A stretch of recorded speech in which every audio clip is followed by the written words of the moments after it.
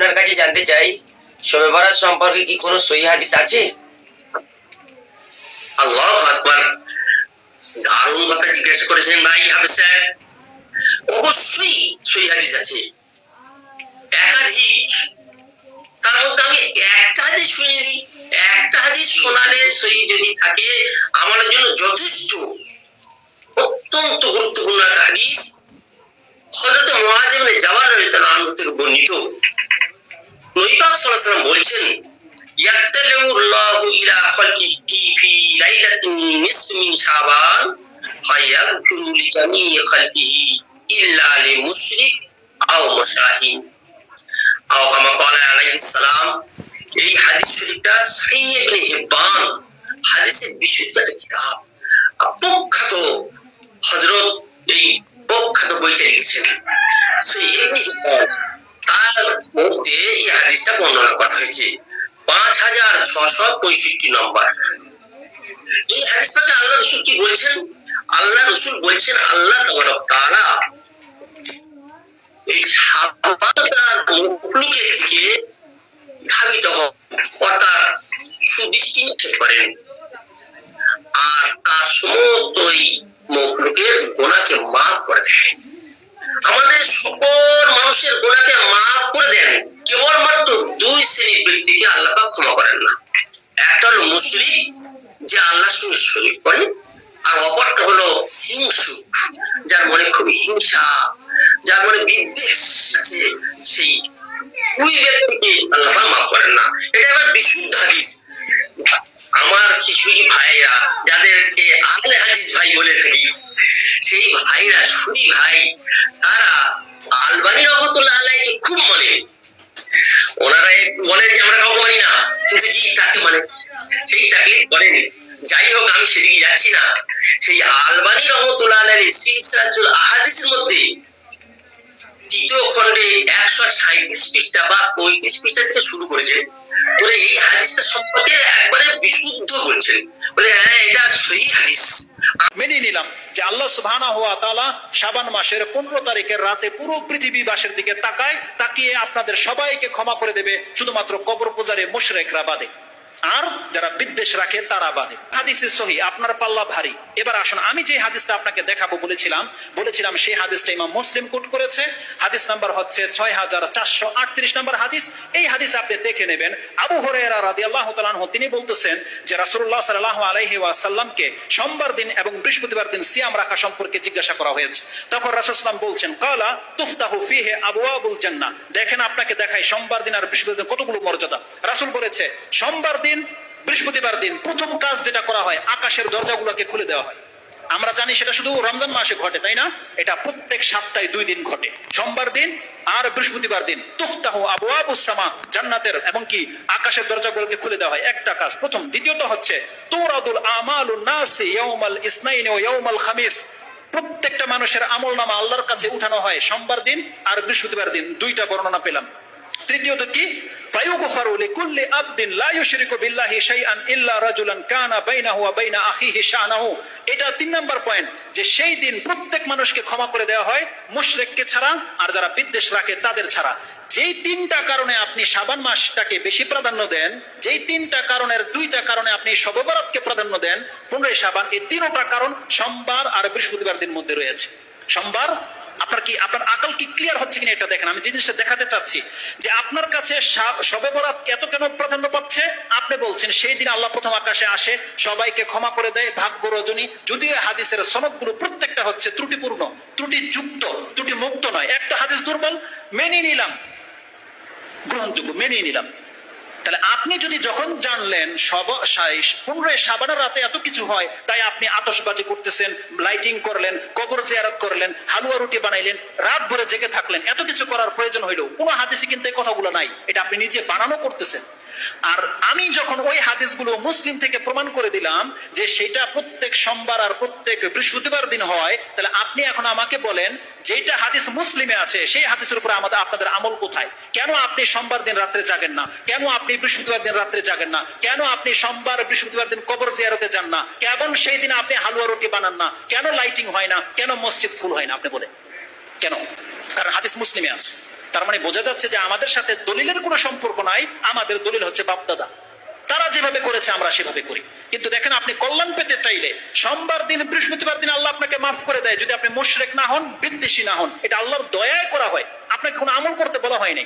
যদি কোনো ব্যক্তি শাবান মাসে বা সোমবার বৃহস্পতিবার দিন আল্লাহর পক্ষ থেকে এই ফ্যাসিলিটি পেতে চান, আপনার জন্য করণীয় হলো আপনি সব সময় শিরিক মুক্ত থাকার চেষ্টা করেন। এটা আপনার করণীয়। সব সময় শিরিক মুক্ত থাকার চেষ্টা করেন, সব সময় বিদ্বেষ মুক্ত থাকার চেষ্টা করেন। কারোর সাথে কোনো দ্বন্দ্ব হয়ে গেলে অন্তর থেকে সেটাকে মানে ক্লিয়ার করার চেষ্টা করেন, বিদ্বেষ রাখেন না, শত্রুতাটাকে দূর করার চেষ্টা করেন। যার অন্তরটা এমন, আল্লাহ তাকে প্রত্যেক সপ্তাহে 2 বার দিন ক্ষমা করে দেয়, প্রত্যেক সপ্তাহে 2 বার। প্রত্যেক 2 দিন পরে আমাদের সমাজে পালন করা হবে, চারপাশে দেখবেন একটা হাঙ্গামা শুরু হয়ে যাবে। সেটা কি? শবে বরাত। এই শবে বরাত জুমলাটা আসলে আমাদের ব্যবহার করাটা উচিত নয়, কারণ শবে বরাত এটা যেহেতু ফার্সি শব্দ, এটার আরবি যদি করেন তাহলে কি হবে? লাইলাতুন নাজাত বা লাইলাতুল বারাত। আর এই শব্দটা অনেকে দেখেন, মানুষ, আপনাদের হিতাহিত জ্ঞানের আমি প্রশ্ন করতে চাই, যখন টিভিতে বসে এই ধরনের কথা বলে, আমাদের আলেমরা যখন বলে যে শবে বরাত বলতে কোনো শব্দ কোরআন হাদিসে নাই, তখন পাল্টা তারা জবাব দিয়ে কি বলে? আরে বেটা, এটা তো ফার্সি শব্দ, এটার আরবিটা আছে। কি আছে? লাইলাতুন নিসফু মিন শাবান, আরবিটা আছে, নাই কেন? আমি আপনাকে বলতে চাই, তাহলে যদি আপনি আরবিটা ব্যবহার করেন, তাহলে আমি আপনার কথার সাথে একমত। তাহলে শবে বরাত নয়, বরং আপনি আরবিতেই বলবেন লাইলাতুম নিসফি শাবান। এইভাবে বলেন যে এটা হলো শাবান মাসের অর্ধেক রাত বা 15 শাবানের রাত। এটা বলেন, বাংলায় বলেন যে 15 শাবানের রাত। এটার আরবি আছে লাইলাতুন নিসফি মিন শাবান, এটার বাংলাটা হচ্ছে 15 শাবানের রাত। তাহলে আমি যখন আপনাকে বলবো 15 শাবানের রাত, আপনার তেমন কোনো কিছু হবে না। এটা ঠিক আছে, 15 শাবানের রাত, আজকে 12 শাবানের রাত, কালকে 13 শাবানের রাত, এখানে কোনো ব্যাপার আছে? কিছুই নাই। কিন্তু যখনই আপনি বলবেন শবে বরাত, সব হচ্ছে রাত, রজনী, আর বারাত মানে হচ্ছে ভাগ্য, তারা শবে বরাত শব্দটা ব্যবহার করে বলতে চায় এটা হচ্ছে ভাগ্য রজনীর রাত। এখন আপনাকে বলতে হবে যে শবে বরাতকে যে আপনি 15 শাবানের রাতকে ভাগ্য রজনীর রাত নামকরণ করলেন কিসের ভিত্তিতে? কোথায় আছে এই শব্দটা? কোথাও নাই। কোরআনও বলেনি আল্লাহ। আগে বলেছি শাবান মাস সম্পর্কে কোরআনে কিছুই নেই, হাদিসেও নাই যে শাবান মাসের 15 তারিখের রাতটা মানে বরকতের রাত বা ভাগ্য রজনীর রাত। একটা হাদিস দিয়ে কেউ দেখাতে পারবে? আরে হাদিস তো জাল জয় পড়ার কথা, হাদিসেই নাই, এই শব্দটাই নাই। মানে এটা যে ভাগ্য রজনীর রাত, এটা একটা বানানো কথা, কোনো ভিত্তি নেই। দ্বিতীয়ত, তারা যে হাদিসগুলো পেশ করে যে এই রাতের একটা বৈশিষ্ট্য পাওয়া যায়, সেটা কি? এই রাতে আল্লাহ সুবহানাহু ওয়া তাআলা পুরো পৃথিবীবাসীর দিকে তাকায়, তাকিয়ে সমস্ত মানুষকে ক্ষমা করে দেয়। ইল্লা লিল মুশরিকিন আও লিল মুশাহিন, এক কেবলমাত্র 2 ব্যক্তিকে আল্লাহ মাফ করে না, যারা এই জমিনে শিরিক করে এবং যারা একে অপরের সাথে শত্রুতা রাখে, বিদ্বেষ রাখে, রেষারেষি রাখে, এই ধরনের ব্যক্তিদেরকে ক্ষমা করা হয় না। এই হাদিসটাও ওলামাদের নিকট জয়ীফ।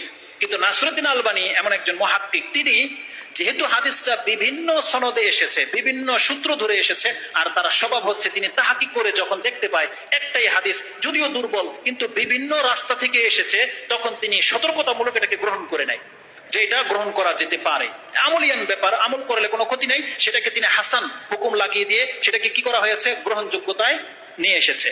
এই হাদিস যদি আপনিও গ্রহণ করেন উত্তম হবে, ভুল হবে না। মেনে নিলাম যে আল্লাহ সুবহানাহু ওয়া তাআলা শাবান মাসের 15 তারিখের রাতে পুরো পৃথিবীবাসীর দিকে তাকায়, তাকিয়ে আপনাদের সবাইকে ক্ষমা করে দেবে, শুধুমাত্র কবর পূজারী মুশরিকরা বাদে, আর যারা বিদ্বেষ রাখে তারা বাদে। আমি যদি শুধু মুশরিক বলি তখন আপনি চিনবেন না কারা, যখন কবর পূজারী বলি তখন একটু হিলবেন যে হ্যাঁ কারা, আপনি বুঝতে পারেন। কারণ কবর পূজারী বললে তখন গায়ে লাগে। আর যদি মুশরিক বলি তখন আপনার মাইন্ড চলে যাবে হিন্দুদের দিকে, যে হিন্দুরাই মনে হয় মুশরিক, আমাদের মধ্যে কোনো মুশরিক টুশরিক নাই। জেনে নেন, যারা আল্লাহর সাথে শিরিক করে এমন কোন ব্যক্তিকে মাফ করা হয় না, আর যারা একে অপরের সাথে শত্রুতা বিদ্বেষ রাখে তারা মাফ করা হয় না। এই হাদিসটাকে ইবনে মাজাহ কোট করেছেন 1390 হাদিসটাকে কোট করেছেন। আপনি হাদিসটাকে গ্রহণযোগ্য হিসেবে গ্রহণ করতে চান এবং এটাকে শবরাতের দলিল হিসেবে পেশ করতে চাচ্ছেন, এটা আমি আপনাকে জবাব দেব কি দিয়ে? একটু আগেই বলেছি যে 1390 নম্বরে এই হাদিসটা আছে। একটু আগে বলেছি যেই জিনিসটি একাধিক জায়গায় পাওয়া যায় এটা কোনো ওই রাতের ফজিলত হতে পারে না, বিশেষ কিছু বৈশিষ্ট্য হতে পারে না। 2টা কথা বলেছি। একটা হচ্ছে নাসাইর হাদিসে কি আছে যে শাবান মাসে আল্লাহর কাছে আমল উঠিয়ে নেওয়া হয়, আর এই হাদিসে ইবনে মাজাহতে কি পেলাম? সেই দিন আল্লাহ সবাইকে ক্ষমা করে দেয় 2 জন ব্যক্তিকে ছাড়া, এক মুশরিককে আর মুশাহিন যে শত্রুতা রাখে, এই দুইটা হাদিসই সহি, আপনার পাল্লা ভারী। এবার আসুন, আমি যে হাদিসটা আপনাকে দেখাবো বলেছিলাম সেই হাদিসটা ইমাম মুসলিম কোট করেছে। হাদিস নাম্বার হচ্ছে 6438 নম্বর হাদিস। এই হাদিস আপনি দেখে নেবেন। আবু হুরায়রা রাদিয়াল্লাহু তাআলা আনহু তিনি বলতেছেন যে রাসূলুল্লাহ সাল্লাল্লাহু আলাইহি ওয়াসাল্লামকে সোমবার দিন এবং বৃহস্পতিবার দিন সিয়াম রাখা সম্পর্কে জিজ্ঞাসা করা হয়েছে। তখন রাসূল সাল্লাল্লাহু আলাইহি ওয়াসাল্লাম বলছেন, কালা তুফতাহু ফিহি আবওয়াবুল জান্নাহ। দেখেন আপনাকে দেখাই সোমবার দিন আর বৃহস্পতিবার দিন কতগুলো মর্যাদা। রাসূল বলেছে সোমবার দিন বৃহস্পতিবার দিন প্রথম কাজ যেটা করা হয়, আকাশের দরজাগুলোকে খুলে দেওয়া হয়। আমরা জানি সেটা শুধু রমজান মাসে ঘটে, তাই না? এটা প্রত্যেক সপ্তাহে 2 দিন ঘটে, সোমবার দিন আর বৃহস্পতিবার দিন। তুফতাহু আবওয়াবুস সামা, জান্নাতের এবং কি আকাশের দরজাগুলোকে খুলে দেওয়া হয়। একটা কাজ প্রথম। দ্বিতীয়ত হচ্ছে তুরাদুল আমালুন নাসি ইয়াউমাল ইসনাইন ওয়া ইয়াউমাল খামিস। প্রত্যেকটা মানুষের আমলনামা আল্লাহর কাছে উঠানো হয় সোমবার দিন আর বৃহস্পতিবার দিন। দুইটা বর্ণনা পেলাম। তৃতীয়ত কি? ফায়ুগফারু লিকুল্লি আবদিন লা ইউশরিকু বিল্লাহি শাইআন ইল্লা রাজুলান কানা বাইনাহু ওয়া বাইনা আখিহি শানাহু। এটা 3 নাম্বার পয়েন্ট, যে সেই দিন প্রত্যেক মানুষকে ক্ষমা করে দেওয়া হয়, মুশরিককে ছাড়া আর যারা বিদ্বেষ রাখে তাদের ছাড়া। যেই 3টা কারণে আপনি শাবান মাসটাকে বেশি প্রাধান্য দেন, যেই 3টা কারণের 2টা কারণে আপনি শবে বরাতকে প্রাধান্য দেন, 15 শাবান, এই 3টা কারণ সোমবার আর বৃহস্পতিবার দিন মধ্যে রয়েছে। সোমবার আপনার আকল কি ক্লিয়ার হচ্ছে কিনা এটা দেখেন। আমি যে জিনিসটা দেখাতে চাচ্ছি যে আপনার কাছে শবে বরাত এত কেন প্রাধান্য পাচ্ছে। আপনি বলছেন সেই দিন আল্লাহ প্রথম আকাশে আসে, সবাইকে ক্ষমা করে দেয়, ভাগ্য রজনী। যদিও হাদিসের সনদগুলো প্রত্যেকটা হচ্ছে ত্রুটিপূর্ণ, ত্রুটিযুক্ত, ত্রুটি মুক্ত নয়। একটা হাদিস দুর্বল, মেনে নিলাম, গ্রহণযোগ্য, মেনে নিলাম। তাহলে আপনি যদি যখন জানলেন 15 শাবানের রাতে এত কিছু হয়, তাই আপনি আতশবাজি করতেছেন, লাইটিং করলেন, কবর জিয়ারত করলেন, হালুয়া রুটি বানাইলেন, রাত ভরে জেগে থাকলেন, এত কিছু করার প্রয়োজন হইল কোনো হাদিসে কিন্তু এই কথাগুলো নাই। এটা আপনি নিজে বানানো করতেছেন। আর আমি যখন ওই হাদিসগুলো মুসলিম থেকে প্রমাণ করে দিলাম যে সেটা প্রত্যেক সোমবার আর প্রত্যেক বৃহস্পতিবার দিন হয়, তাহলে আপনি এখন আমাকে বলেন যেটা হাদিস মুসলিমে আছে সেই হাদিসের উপর আপনাদের আমল কোথায়? কেন আপনি সোমবার দিন রাত্রে জাগেন না? কেন আপনি বৃহস্পতিবার দিন রাত্রে জাগেন না? কেন আপনি সোমবার বৃহস্পতিবার দিন কবর জিয়ারতে যান না? কেমন সেই দিন আপনি হালুয়া রুটি বানান না? কেন লাইটিং হয় না? কেন মসজিদ ফুল হয় না? আপনি বলেন কেন? কারণ হাদিস মুসলিমে আছে। তার মানে বোঝা যাচ্ছে যে আমাদের সাথে দলিলের কোনো সম্পর্ক নাই। আমাদের দলিল হচ্ছে বাপদাদা, তারা যেভাবে করেছে আমরা সেভাবে করি। কিন্তু দেখেন, আপনি কল্যাণ পেতে চাইলে সোমবার দিন বৃহস্পতিবার দিন আল্লাহ আপনাকে মাফ করে দেয়, যদি আপনি মুশরিক না হন, বিদ্বেষী না হন। এটা আল্লাহর দয়ায় করা হয়, আপনাকে কোনো আমল করতে বলা হয়নি। যদি কোনো ব্যক্তি শাবান মাসে বা সোমবার বৃহস্পতিবার দিন আল্লাহর পক্ষ থেকে এই ফ্যাসিলিটি পেতে চান, আপনার জন্য করণীয় হলো আপনি সব সময় শিরিক মুক্ত থাকার চেষ্টা করেন। এটা আপনার করণীয়। সব সময় শিরিক মুক্ত থাকার চেষ্টা করেন, সব সময় বিদ্বেষ মুক্ত থাকার চেষ্টা করেন। কারোর সাথে কোনো দ্বন্দ্ব হয়ে গেলে অন্তর থেকে সেটাকে মানে ক্লিয়ার করার চেষ্টা করেন, বিদ্বেষ রাখেন না, শত্রুতাটাকে দূর করার চেষ্টা করেন। যার অন্তরটা এমন, আল্লাহ তাকে প্রত্যেক সপ্তাহে 2 বার দিন ক্ষমা করে দেয়, প্রত্যেক সপ্তাহে 2 বার, প্রত্যেক সপ্তাহে। আর এক সাহাবীকে তো রাসূল সাল্লাল্লাহু আলাইহি ওয়াসাল্লাম 3 দিন বলেছে যে এই দরজা দিয়ে এখন যে ঢুকবে সে জান্নাতি, 3 দিন বলেছে। আরেক সাহাবী রিপোর্ট নেওয়ার জন্য কেন তাকে দুনিয়াতে জান্নাতের সার্টিফিকেট দিয়ে দেওয়া হলো? 3 দিন কি আমল সে করে?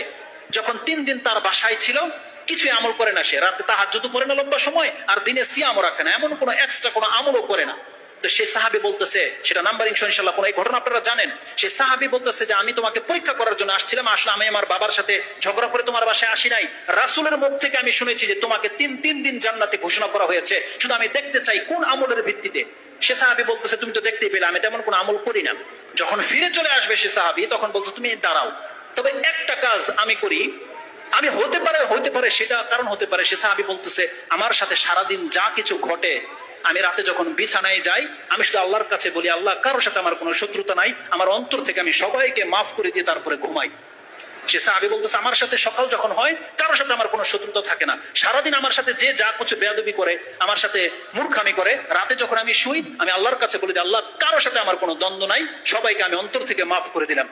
সাহাবী বলতেছে হ্যাঁ, এটা কারণ হতে পারে, এটা তোমার কারণ হতে পারে, যেই গুণটা আমাদের মাঝে নাই, আমরা পারি না, তুমি যে কাজটা করে দেখিয়েছো। অতএব এটা অনেক বড় একটা ব্যাপার। অতএব আমরা যদি শত্রুতা বিদ্বেষ মুক্ত হয়ে বাঁচতে পারি, মুশরিক থেকে যদি নিজেকে বাঁচিয়ে রাখতে পারি, আল্লাহর পক্ষ থেকে আল্লাহর রহমতে সপ্তাহে 2 দিন আপনাদেরকে ক্ষমা করে দেওয়া হয়। আল্লাহ যেন আমাদেরকে তাদের অন্তর্ভুক্ত করে, আমরা আল্লাহর কাছে দোয়া করি, আল্লাহ তুমি আমাদেরকে তাদের অন্তর্ভুক্ত করো যারা প্রত্যেক বৃহস্পতিবার প্রত্যেক সোমবার আসলেই ক্ষমা করে দেওয়া হয়।